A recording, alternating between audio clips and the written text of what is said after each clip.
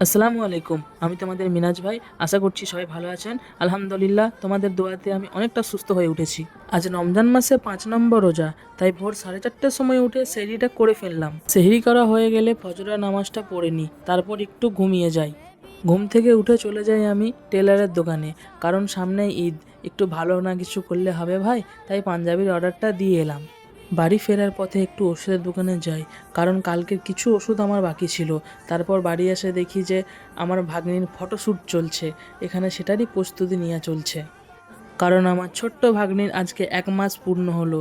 তোমরা সবাই আশীর্বাদ এবং দোয়া করো যেন আমার ভাগ্নি ভালোভাবে সুস্থভাবে থাকতে পারে। মাশাআল্লাহ, দেখো আমার কিউট মাটাকে। তোমরা অবশ্যই জানিয়ে যেও আমার ভাগ্নিকে কেমন লাগছে। বাড়ি এসে দেখি ইফতারের প্রস্তুতি চলছে।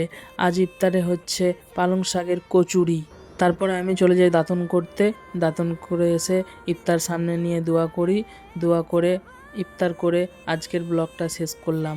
তোমরা সবাই চ্যানেলটাকে সাবস্ক্রাইব করে নিও। দেখা হচ্ছে পরবর্তী ভিডিওতে।